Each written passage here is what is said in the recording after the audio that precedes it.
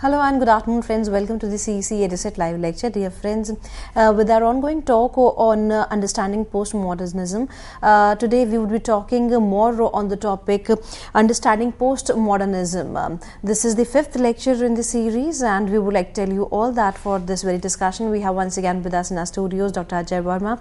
Dr. Ajay Verma is Associate Professor in Center of Philosophy, School of Social Sciences, JNU. So let's welcome Dr. Ajay Verma and let's understand postmodernism more. Hello sir, welcome to the EduSet lecture. Thank you. So hello viewers.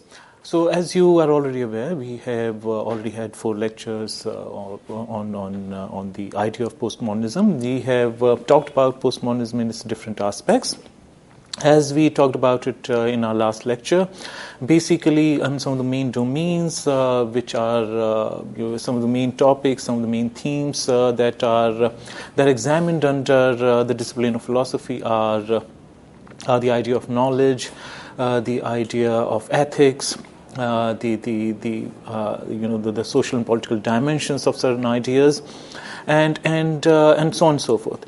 We have already spoken about some of the dominant influences, regarding how certain notions about knowledge, certain notions about ethics, and so on and so forth were challenged after a particular period of time after the onset of Enlightenment.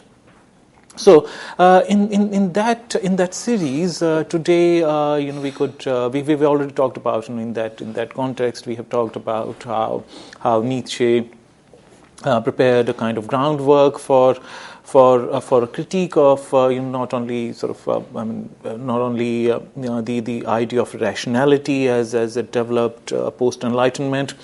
He also criticizes the certain kind of value systems, the idea of ethics, and so on and so forth, that not only the Christian morality, but also in the idea of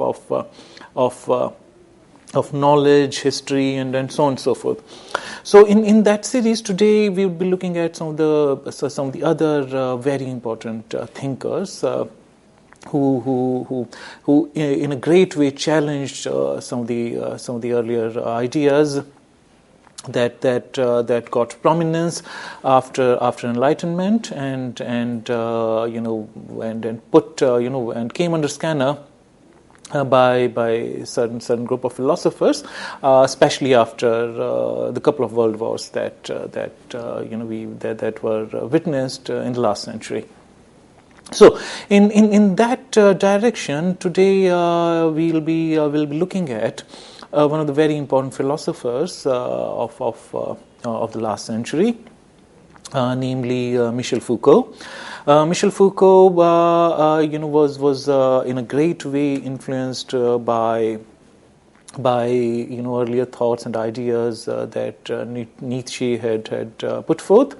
So Michel Foucault, who lived from 1926 until 1984, was greatly influenced by Nietzsche's work titled Untimely Meditations, particularly an essay in that book titled On Uses and Abuses of History for Life.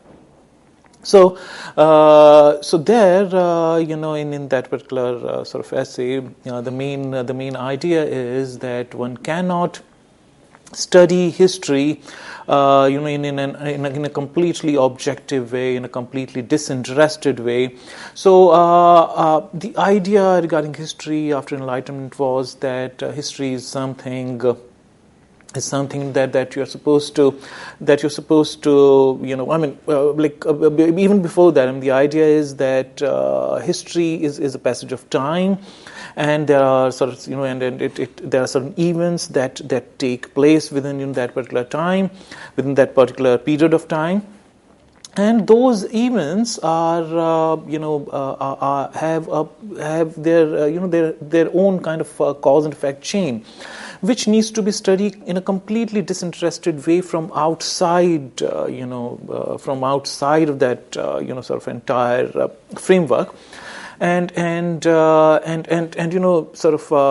we need to, just like in science, just like scientific method, sort of suggests us, we shouldn't be looking at those events in history from with any prejudices or biases in our mind, and should be sort of looking at them as completely sort of independent events which occurred, and history in that sense should be just a kind of a mere objective record of what went on in a particular period of time. So as opposed to that, Nietzsche in his essay titled "On Uses and Abuses of History for Life" tells us that there could be no disinterested way of looking at history, and moreover, not only there could be no disinterested way of looking at history, but also there is no need for looking at history in a completely disinterested way. So according to and this idea is basically developed further by Foucault, and sort of he takes the idea even further than that, and he says that history should be looked at should looked at from a particular vantage point of the present. So we should try to understand our present better by studying history from the point of view of interest of trying to understand how we are placed in a particular human predicament in our present time. So Foucault argues that when we look at the history, which is basically the passage of time from to put it very broadly, passage of time from then until now. So when we look at this passage of time and look at certain look at it from the point of view of certain themes, then we would understand that there were certain kind of events took place, certain kind of practices existed because of certain kind of ideas about knowing, about what was the right thing to do and what was the wrong thing to do, and so on and so forth. So Foucault is interested in looking at history from the archaeological point of view. So within that framework, what he does is within that framework, even knowledge as a set of certain discursive practices should be viewed as artifacts to be studied in certain contexts from the point of view of power structure that was sought to be created with certain discursive practices in mind. So in that sense, certain definitions of knowledge and certain other ideas, and the kind of practices that were constructed around certain definitions of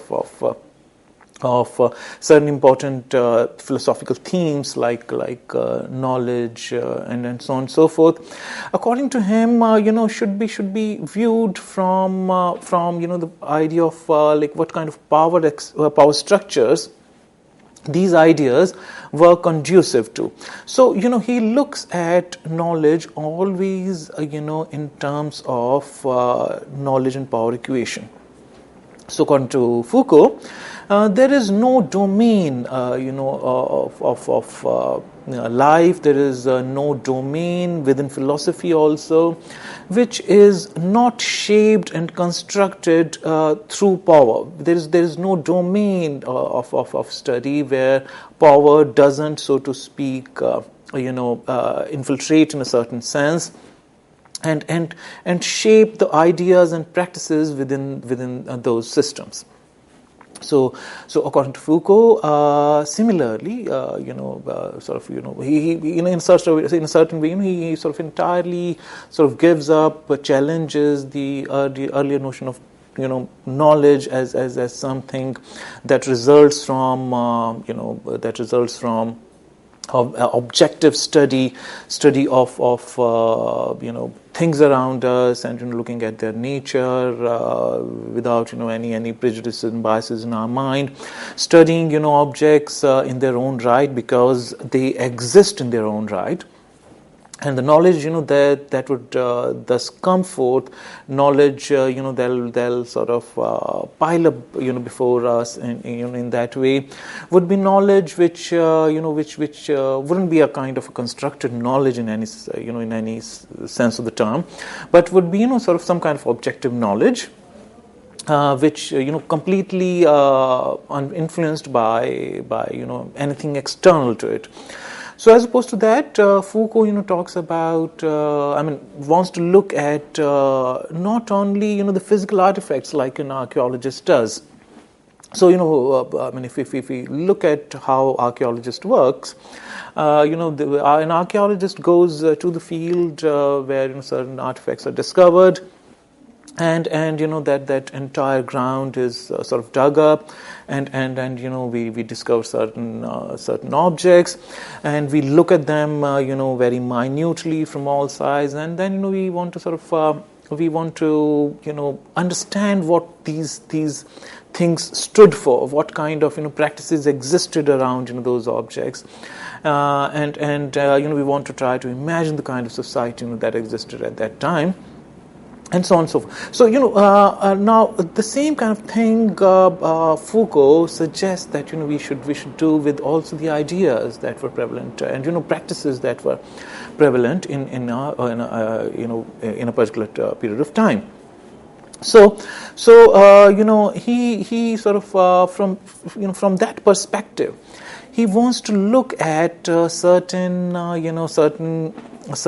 sort of practices in particular areas, how they exist in the past, and how those practices exist today, and by looking at the difference between how those practices existed before Enlightenment, and how they were differently shaped, they were differently constructed post Enlightenment.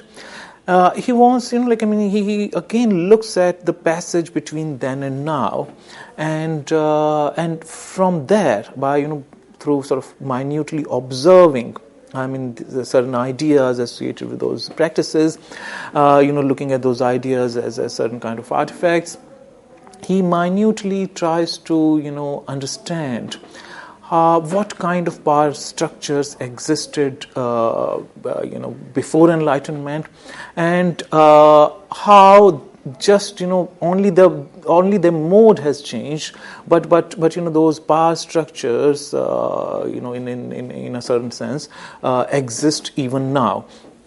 So Foucault, what he does is he just sort of merely looks at this passage of time. He looks at certain ideas which were conducive, which were supportive of certain kind of practices, and he looks at those practices as they exist in the post Enlightenment society.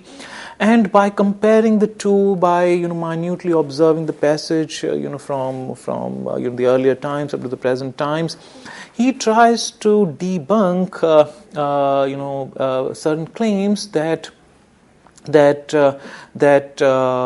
Enlightenment had made about how it was going to shape our future, how it was going to going to lead towards a very desirable future for us. So now, having understood that, let's look at some of the dominant, some of the major works that were produced by Foucault. So one of the earliest works of Foucault was a book and titled Madness and Civilization, which was published in 1961. So there, Foucault argues that people who we term as mad people were people that were viewed earlier as differently philosophically oriented persons. So what it means to say is that philosophy seems to work with a certain kind of methodology, and after Enlightenment especially, it seems to define itself in terms of in terms of certain methodology, like dominantly analytic in character, and sort of any kind of ideas coming in ways which seem to be deviant, which seem to be in deviance from the dominant methodology that existed in that discipline, that was like termed as not a part of knowledge.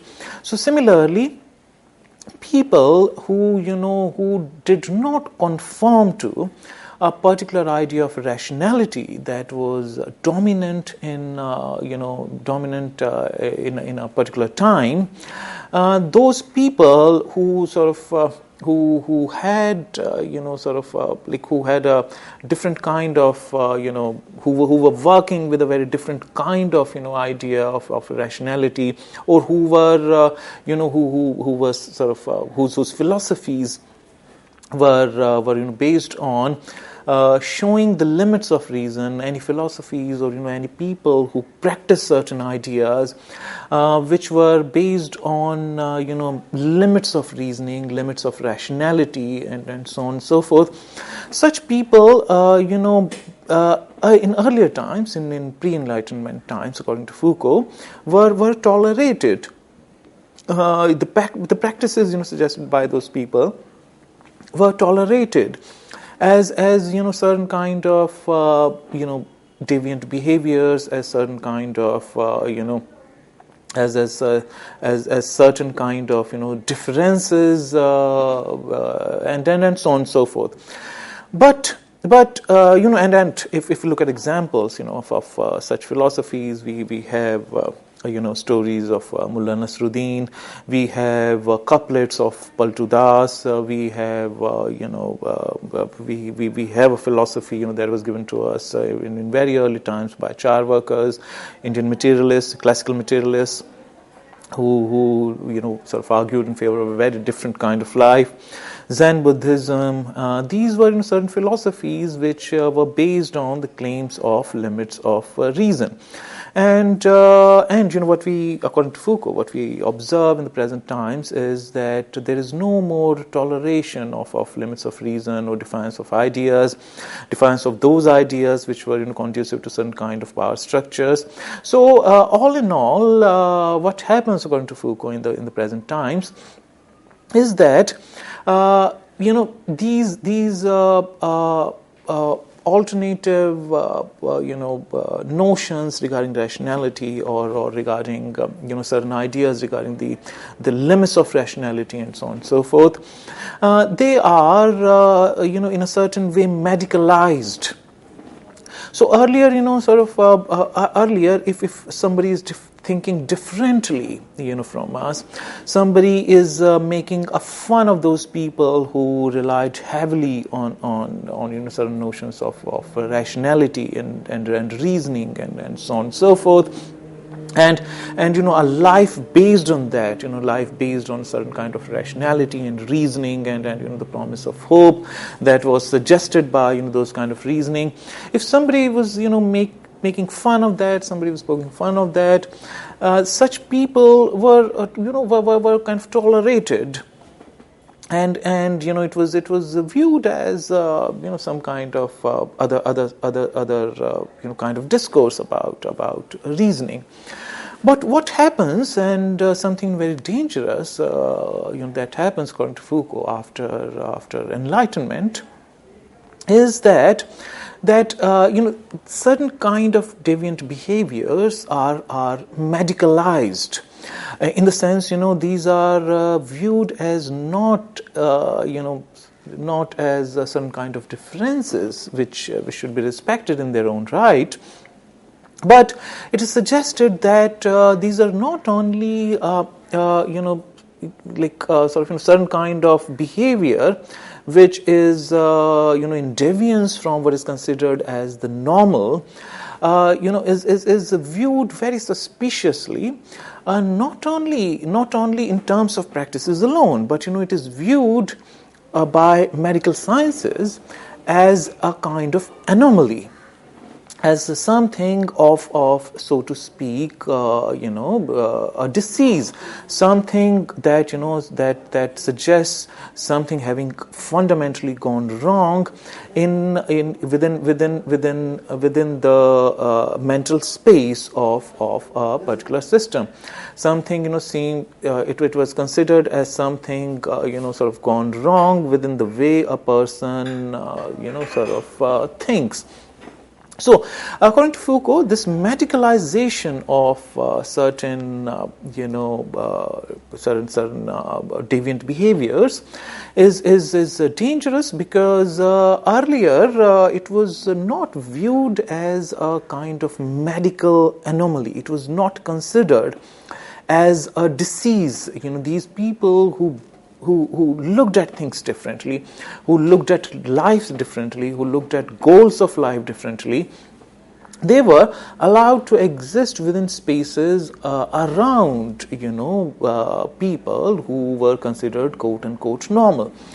But after Enlightenment, after certain advancements in science, what happens is that these people now, sort of get marginalized, are dubbed as, abnormal, not only in terms of what they are doing, but also in terms of, something that has gone wrong with their body in terms of, chemical changes and so on and so forth, and something that's sort of fundamentally gone wrong, within their bodies. This is like all in all, what I would suggest here is taken as a disease, and which is also which is sort of tantamount to completely sort of banishing. It's a kind of a total banishment of or total rejection of some kind of deviant behaviors. So this is how he, Foucault, first tries to examine in his work Madness and Civilization. He tries to look at how certain deviant behaviors were tolerated, were not termed as madnesses, or even even if those were madnesses were sort of seen as something celebrated. Even if we look at sort of poetry of those times, or even some of the sort of names of philosophers that are suggested, they appear to be mad. Say, for example, Mullah Nasruddin, he appears to be doing mad things always, but there's a deeper meaning to his madness. And that is that's the idea that is being brought forth by in the stories. Similarly, if you look at the couplets of Baltudas and so on and so forth, what he seems to be saying is sort of suggestive of certain kind of complete sort of deviance of what was considered religiously normal and so on and so forth. So overall, the idea here was that that in some of the earlier times, some deviant, some of the ideas that were not in conformity with what was viewed as, what was considered as normal, all that was tolerated. These people sort of existed around us, and many of them were through their acts were suggesting something, some deeper layers of meaning of life. What they were challenging our notions of good life based on rationality and so on and so forth, and through their behavior they were trying to put into question some of our ideas regarding what should count as normal and what should count as not normal. So according to Foucault, that something drastically changes about it, and in post-Enlightenment times, the way this is like the idea of madness is medicalized. It leads to almost a kind of killing of complete rejection of any philosophies, any sort of practices, any notions of life which were based on limits of reasoning.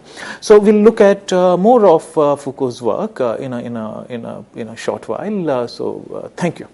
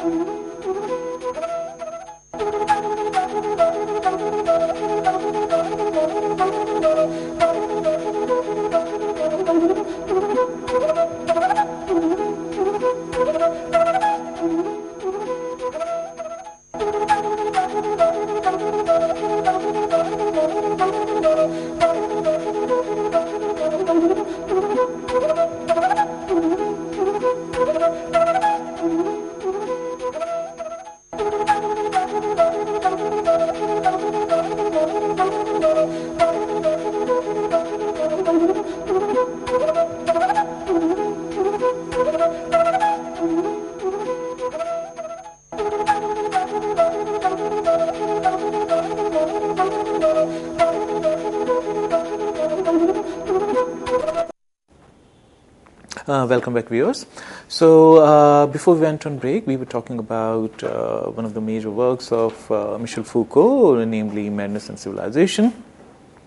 Another major work by Michel Foucault was Birth of Clinic, which appeared in 1963. In this work, Foucault looks at the certain practices. Actually, in a certain way, it was in continuation of his first work, namely Madness and Civilization. In Madness and Civilization, Foucault tried to examine the profession of the view of medical science and how sort of it completely changes our notions regarding certain practices, how it sort of views the mental spaces, and the ideas therein, and how those ideas were practiced, and how those ideas are sort of how certain practices like now a new point of view emerges, which is medical point of view, from where certain ways of leading your life, certain ways of behaving could be seen as anomalies. And now in his second work, namely Birth of Clinic, Foucault looks at how medical sciences emergent after Enlightenment, how certain practices and certain ways of looking at physical anomalies got drastically changed from the earlier times. So in Birth of a Clinic, Foucault dominantly mainly talks about what could be termed as medical gaze. Now, what do we understand by medical gaze? Medical gaze basically refers to a special way in which medical science and its practitioners, namely doctors, look at a patient, look at the human body. So, according to Foucault, in sort of what happens now in earlier times, if you look at some of the other some of the earlier medical practices, there a person was considered as somebody who was an individual with certain mental inclinations, a person who sort of had a particular way of thinking about things, who had a particular sort of philosophy of life, who had particular views regarding what should count as good life, and so on and so forth. So, a person who, in earlier times, a person, if something sort of, if a person is feeling not at ease with him or herself, then a person was viewed by a physician holistically, in terms of how that person thinks, how that person, how that person what are the likes or dislikes of that person, and so on and so forth. So a person, was viewed as a patient, so to speak. Was viewed in more holistic terms. Not merely sort of a person who led a particular kind of life, who had a particular lifestyle, and so on and so forth. So a person was not merely viewed in terms of a set of organs, and within those set of organs something going wrong within particular sort of regions of an organ, and so on and so forth. So overall patient was not viewed as merely a body, and a body which was like which was supposed to behave like all the other bodies that exist, and sort of as if there was nothing, so to speak, that was unique about that person. So instead of looking at a patient in a sort of in a more kind of broader way, a person in the present medical practices is viewed merely in terms of a set of organs. And there, the doctor would try to sort of look at a certain set of organs and how those certain organs could be malfunctioning, and how to restore the functions of those particular organs to what is considered as normalcy. So, according to Foucault, this is not this is not sort of completely sort of right way of looking at things, because here a patient, and also apart from other things, a patient needs to be sort of quarantined. A patient needs to be at times hospitalized. And hospitalization basically means being isolated, and being treated in isolation. Merely sort of where sort of a patient is examined in terms of how like certain set of organs are coordinating with each other, and so on and so forth. So a patient is viewed completely, in the current, in the post-Enlightenment scenario of medical science, as patient is almost equivalent as a sort of organs with certain kind of malfunction somewhere. But a patient which is viewed as equivalent to set of organs with malfunction somewhere is not equivalent to persons per se, but the idea of person that we have otherwise that we otherwise work with. So say for example that sort of we don't form sort of friendships with just about anybody. We become friends with a particular person because of certain personality traits, and so on and so forth, and everything else about the patient and in terms of the personality traits and so on and so forth, which are so much of which have so much of importance outside of the isolation, outside of the hospital, which is the area of isolation. So things which are so important outside the hospital are sort of completely put aside. So it is almost tantamount to sort of taking a lot from the patient away. Sort of if you look at a patient who's a person, in terms of in terms which is without all all the different other things, set of other things which are so otherwise intimately connected with that person, the kind of friends that person has, kind of personality that person has, and so on and so forth. It's traumatizing in several ways, for the patient concerned, and so on and so forth. So these were, very, very broadly speaking, these were some of the findings that Foucault seems to suggest in his work titled "Birth of a Clinic." Now, another very significant work, which appears almost a gap of 12 years, is Discipline and Punish, which is work which had a lot of influence in political terms, and which completely sort of which in a big way changed the view of our view regarding the authority of the state. As a matter of fact, we know that after the 60s and early 90s, a very different kind of there was a growing suspicion about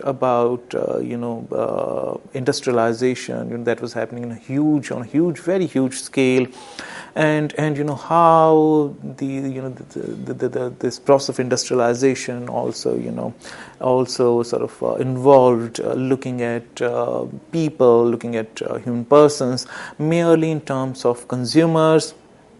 And also, after Freud, there were huge developments in psychology and psychoanalysis, and how certain set of psychologists, which includes Barnes, which includes Anna Freud, the daughter of Sigmund Freud. So there were sort of these certain ideas that were coming forth in psychology, which seemed to suggest that human person was after all governed not only by his or her conscious mind, but was more dominantly influenced by certain desires, certain libidinal sort of forces that existed somewhere in dark, in the subconscious and unconscious regions of our mind. So the overall idea, there was that human beings could be psychologically manipulated, since around that time there were means of mass production of things, and this mass production of things meant producing things much more in number than probably the number of consumers. So if consumers start sort of buying things on the base of their need, then there wouldn't be many buyers for so many products now that were being produced on a huge, absolutely huge, massive scale. So the idea was that consumption shouldn't be based on need. Consumption should be based on desires. So the idea overall was to make to somehow tell the consumer that not that you need it, because the consumer knows for him or herself whether a particular object is needed or not needed by her. The idea is to suggest to the computer to suggest to the consumer that if you buy this product, you'll feel good about yourself. And the overall emphasis was to create a desire within the consumer to buy that product. So the reason why we're discussing these developments in psychology, and how sort of psychology started playing a very crucial role in the process of industrialization, and the kind of capitalist ideology that was emerging during that period. So what was happening was that after the Second World War, there was this massive industrialization, and there were some kind of developments that were sort of taking place in psychology also, and this new kind of politics that was emerging. As a result of a kind of nexus between the industrialists, industrial organizations, and the politicians of that time, people were becoming wary of that. And there were, certain, what we could call countercultural movements around that time. People, had started saying that, all right, we have had enough of this, and they had started looking suspiciously at what sort of the industries, and there's now this new emerging thing after Barney is what we call public relations. How sort of people had gradually started realizing that they were being looked upon as mere consumers, not as not as sort of individuals who could think for themselves, who knew about what is good for them, as sort of so on and so forth. So overall, and there was, when some of these kind of sort of countercultural movements were taking place, what was also happening was that that state required new ways of putting these cultural movements to rest. So what was happening was that new ways of punishment, and new ways of sort of isolating people who were sort of protesting against being looked upon as mere consumers. So there was the new ways of isolating them started emerging, and from that point of view, Foucault tries to look at some of these newly developed practices of punishment. So, in his very sort of celebrated work, namely Discipline and Punish, which was published in 1975, Foucault argues that if we look at some of the earlier ways in which the punishment was given, the power was sort of exercised upon who were considered as culprits, was very different. So, and what was different was that in earlier times people were executed, were punished if not executed. As a matter of fact, we know that for small for small offences like theft and other kind of things, the punishment in comparison used to be sort of a different quantum, of a different degree. So for small punishments, at times people were given sort of much bigger punishments, and it was not happening not only sort of immediately sort of pre-Enlightenment times, but it was happening even if you look at the Greek times. So if you look at one of the architectural feat of that time, Colosseum. So Colosseum was also used in order to punish prisoners. They were asked to fight with very ferocious animals, and if they win, the chances of which were very, very grim. They were let free, and most of the times they were killed by these ferocious animals, who they were asked to fight as a punishment. So earlier, all in all, and also let's not ignore the fact that Colosseum was after all a stadium. So there used to be people gathered there who looked at how what was happening. It presented a kind of a spectacle before them. It looked spectacular to them, and they knew what was happening. They knew that there was a person who was being punished. And at times, not always, of course, but at times, these people who were being punished severely, who were being at times executed in full public view, also elicited sympathy by the spectators. And not only that, as a result of that, people at times, would start questioning those penal, practices.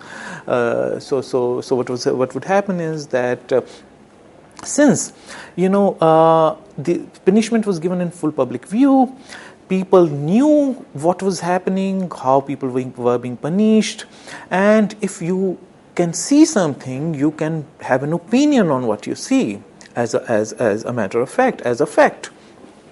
So what was happening was that practices concerned with punishment, penal practices, were there before us, were there before people. They could see what was happening. They could have an opinion on that, and at times, they would raise their voice against the kind of punishment that was being meted out to some of these criminals, and this is how it would ensue a kind of dialogue between the authority and the people, and if though no dialogue is possible, then the people would revolt against the authority of the state. Now, what Foucault points out with regard to this is that now the new ways in which punishment is being meted out after Enlightenment, after after a certain kind of industrialization has taken place in Europe and in North America. And after a sort of certain kind of political events have taken place, so the ways of exercising disciplinary power has changed, has undergone a lot of change, and regarding that, something very important and crucial that Foucault suggests is that now punishment is meted out in not public view. So again the same kind of the process of isolation, the process of putting the person within four walls, as we saw sort of that being questioned in Foucault's earlier work, namely Birth of a Clinic. The same kind of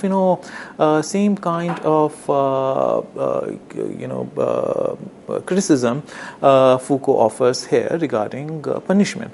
So Foucault points out that whereas people, general public knew what was being done to the criminals earlier, and now in the new system, what happens is that there are separate places for the confinement of these criminals.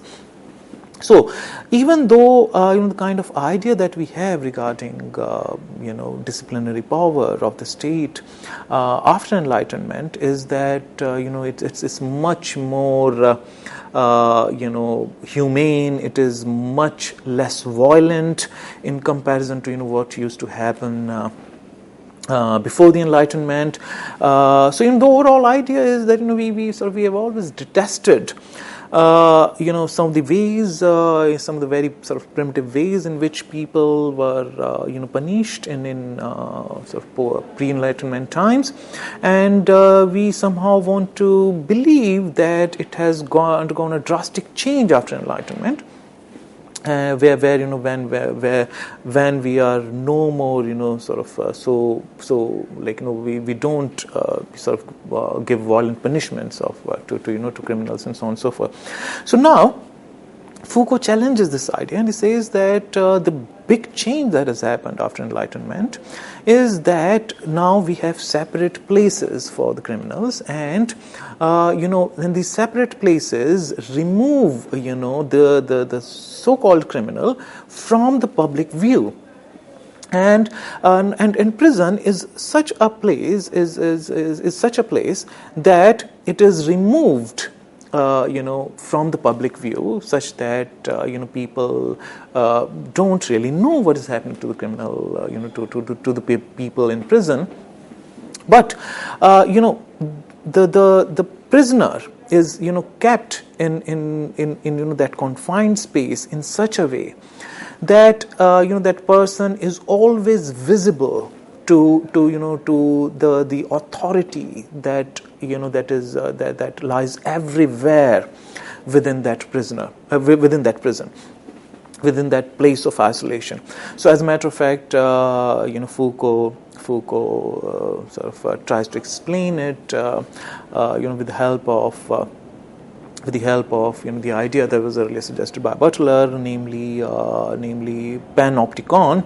So panopticon, was like suggested by Butler as a place where like the people living in the panopticon, by the very term suggests, pan means everywhere, opticon means a place where you could be where you could be seen.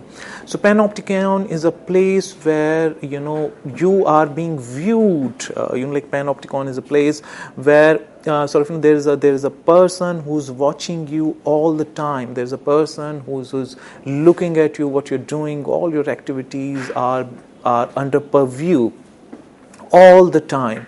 So prisons are such spaces, and wherein certain authority, certain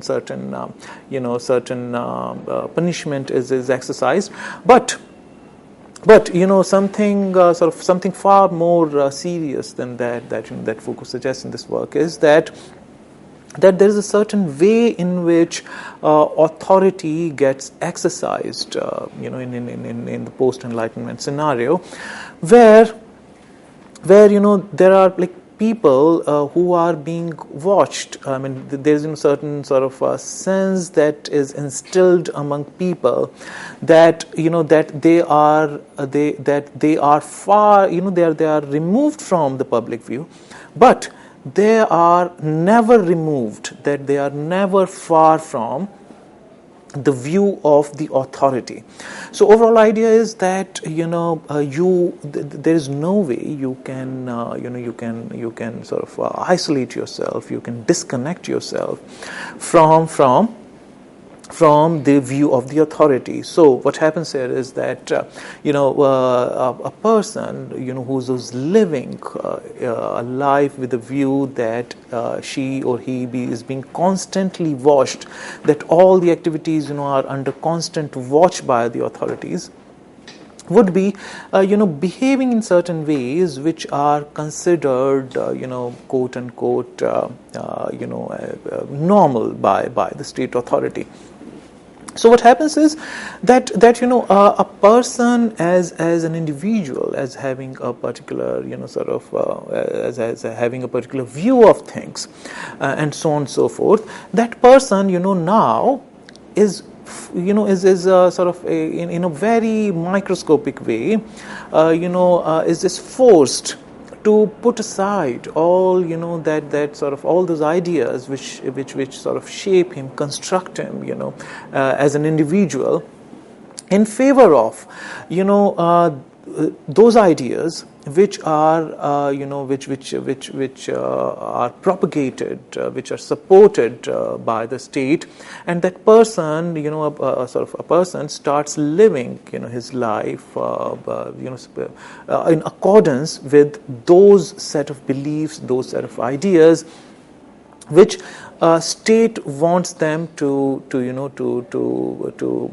adhere to, and wants their behavior as in coherence with those set of beliefs. So overall, the idea that Foucault presents in this work is, first of all, that the way punishment was meted out in some of the earlier times and post Enlightenment time is different, because earlier people could see how the punishment was being given. And now with the birth of a prison, punishment is given in a very different way. And also another very important idea is that people in a certain way, since they live with some kind of a fear of authority, they live with a kind of idea as if they were being watched by the authority, by the state authority all the time, and their behavior should not be deviant from what is considered as in interest of the society and politics. So this way, any sort of any deviation from certain normal practices is completely discouraged in a very microscopic way. So friends, this is all the time we had for today. So in the next lecture, we'll look at Foucault's work on history of sexuality, and we'll look at some other thinkers, some important postmodernist thinkers in our next lecture. Thank you. With this note, thank you, sir. Thank you so very much. Dear friends, you can give your feedback for this particular lecture at info.cc@nic.in. We will be meeting again very soon. Till then, take care. Goodbye. Thank you, sir. Thank you so much.